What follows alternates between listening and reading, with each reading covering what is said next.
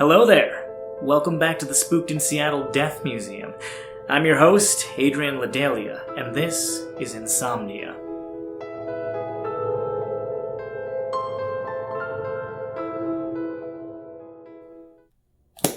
I was just doing some light reading here. An old book of English folk tales. Did you know that folklore was a term coined by British antiquarian William Thomas in 1846? The definition, of course, being the traditional beliefs, customs, and stories of a community passed from one generation to another, usually by the word of mouth. Many genres exist within this spectrum of folklore, such as fairy tales, fables, myths, and legends, and each one comes with their own set of distinctions.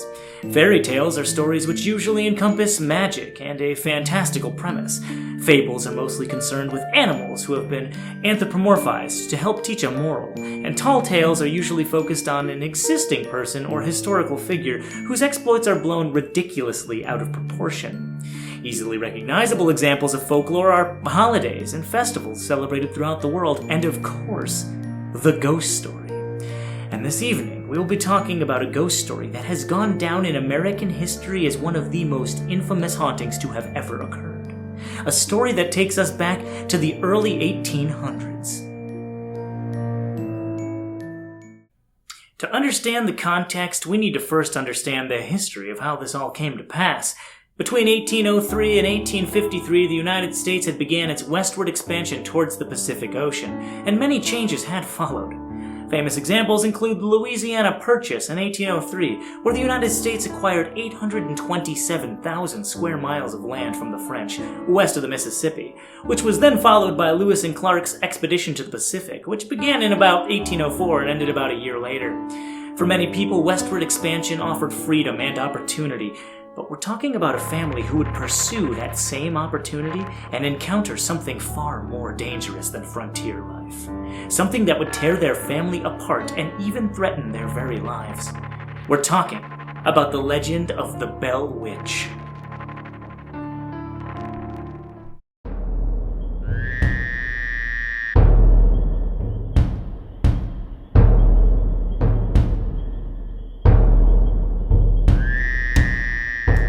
At the turn of the 18th century, the beginning of the 1800s, a farmer named John Bell, his loving wife Lucy, and their 4 children had become prominently known and successful with their agricultural endeavors in North Carolina.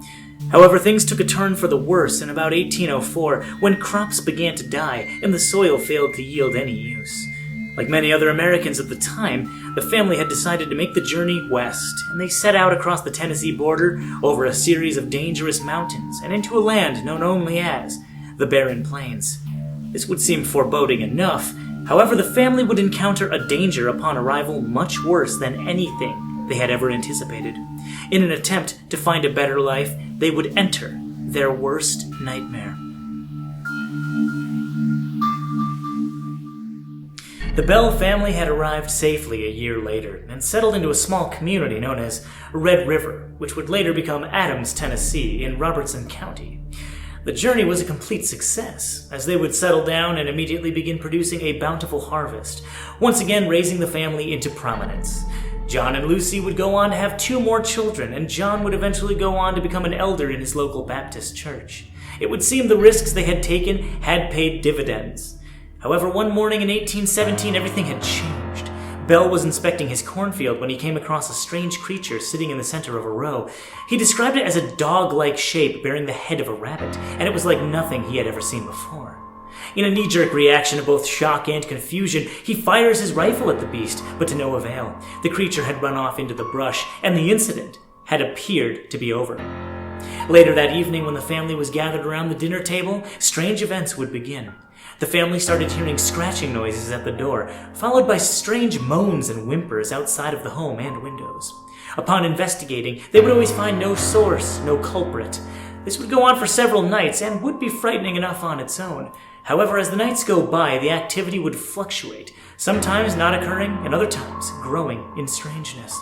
The same sounds of the scratching and whimpering would now be heard coming from inside the house.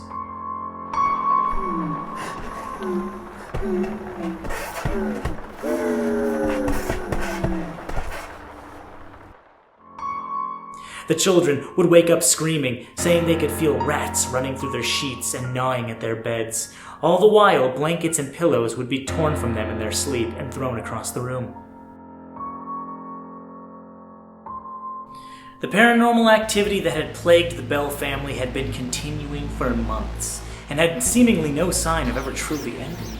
The family would have some nights of peace, but when the activity returned, it would be more prominent and fear-inducing than the last time. Now, among the chaos, the family would report hearing whispers and faint voices speaking into their ears, and sometimes throughout the house. Most often described as the faint voice of an old woman, sometimes singing old church hymns, and other times mumbling incoherently.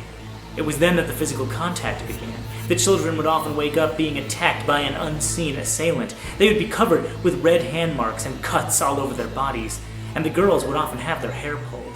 The family was powerless to do anything to prevent these attacks, and in the midst of all the horrors, the entity had finally revealed itself. The faint voice of an old woman had become clear and unmistakable. It would laugh and mock the family as it physically beat the children, oftentimes quoting scripture aloud to add a cruel level of insult to their pain, and worst of all, it would deprive them of their sleep and peace. This brings us to the year of 1819. Bell's eldest sons, Ben, Drury, and John Jr. had all enlisted in the Army and had spent time away from home. They served under none other than General Andrew Jackson, who would later become the 7th President of the United States in 1829. Rumors had spread amongst the soldiers about the Bell Boys' haunted history, and Jackson was allegedly intrigued with their story, so much so that he would lead a personal entourage to the Bell cabin just to experience it for himself. So let us take a look at the events that had transpired that day. Diary of Deacon Sawyer, June 25th, 1819. It had been several days since we first left the camp, and we continued our way along the path under the beating sun. The trees coming up looked like they might offer some form of shade, and it was a welcome sight. All had been going well until we hit a snag. The horses were spooked and we could not get them calm. The general, he was less than pleased at this temporary holdup. The wagon wheels had locked in place, and Lord knows we tried to move them. It didn't make an ounce of sense, though, the wagon just stopping like that. I hardly even noticed that the forest had gone dead quiet. It was then that we heard the voice. You foolish bastards! Your pathetic army has no power here! This is my home, and you all bow before me! I am everywhere! I am your god now! Now, I would fight the Indians and I would fight the British, but Lord help me, I did not want to proceed. But the general, well, he didn't become a general by turning tail and running. We approached the house, much to the dismay of the men. The general reassured us, claiming we had a witch hunter in our midst, a man who would hunt evil for sport. And as soon as he had entered the home, well, that's when we heard the screams.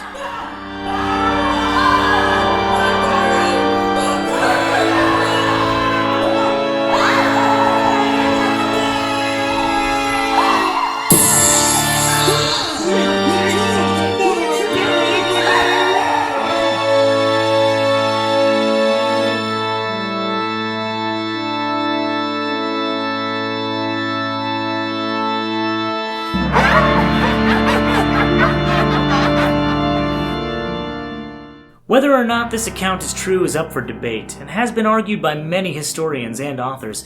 Regardless, the activity had not ended there.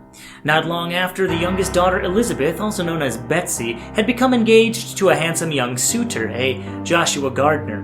With the family's blessing, she had a bright and loving future ahead of her, and the young couple would often try to escape away from the dealings of people around them and explore nature. However, what was supposed to be a peaceful walk through the trees or a picnic by the lake turned into a nightmare as the voice of the witch began following the two. It would constantly cuss at them and insult the couple. More often, it would whisper untruths into Betsy's ear, spewing awful things about her lover. What was supposed to be romantic time spent between the two became another unending trial of sanity. For wherever they had gone, the Bell Witch had followed. Finally, in a fit of emotional turmoil, Betsy calls off the marriage, and the witch laughs. With young Betsy's heart now in shambles, the witch turned its sights on John Bell and had vowed to kill him.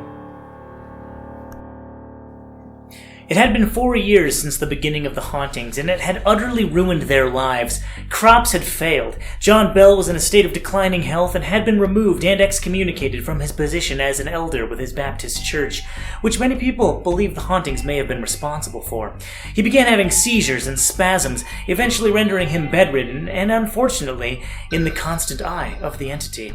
As Bell would hack and cough, the witch would laugh at his pain and taunt the family about how he would soon join the ranks of the dead. And finally, on the morning of December 20th, 1820, John had passed away, and by his side, the family had discovered an unlabeled glass vial containing a clear liquid. One of the children supposedly gave some of the mysterious serum to the house cat, which immediately killed it. In their shock, they heard the witch's voice shriek aloud, I gave Jack a big old dose of that medicine! That fixed him right up! Oh! The witch cackles and begins singing an Irish drinking song. Even during the funeral procession, the family was not spared the witch's wrath, for she continued singing and laughing maniacally at the misfortune that had fallen upon the Bell family.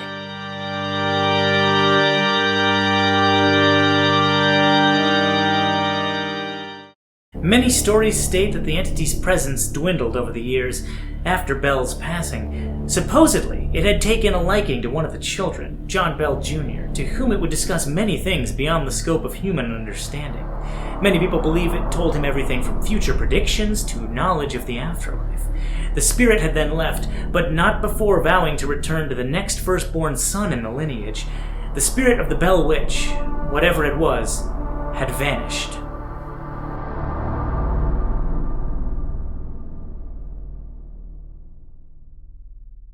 Among the paranormal field, this story is considered one of the most prominent, and as such, there are many theories attempting to explain what could have really happened back then.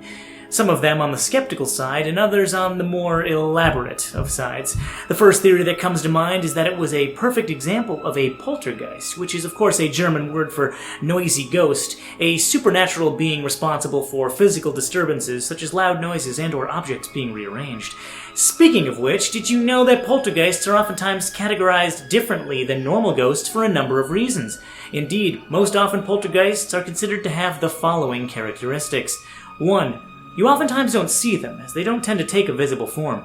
2. They're categorized as vagrant, wandering spirits of unknown origin, as opposed to a ghost, which is usually considered to be the remnants of an actual person, and more often than not, poltergeists tend to only be temporary, which could explain the witch leaving at some point.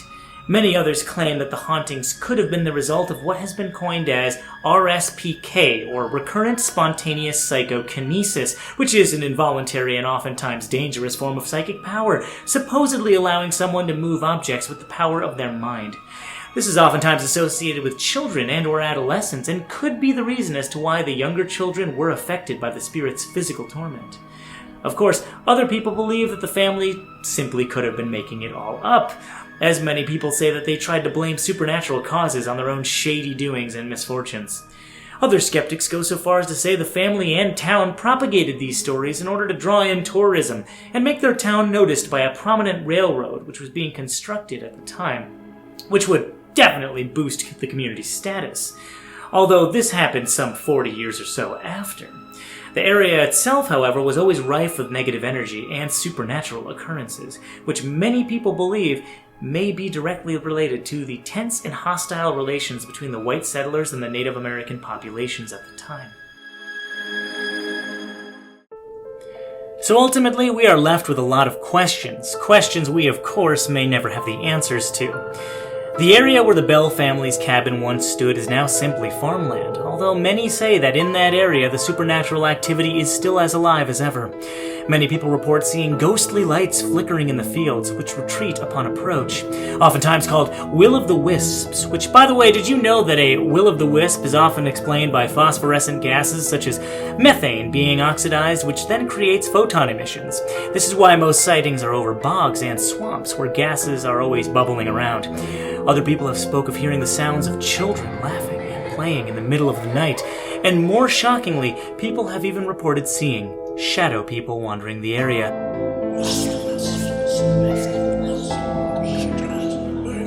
As to what could have truly happened back then has now become forever retold in American legends, and we here at Insomnia will continue to carry on that tradition. I'm your host, Adrian Ladelia, and this is Insomnia.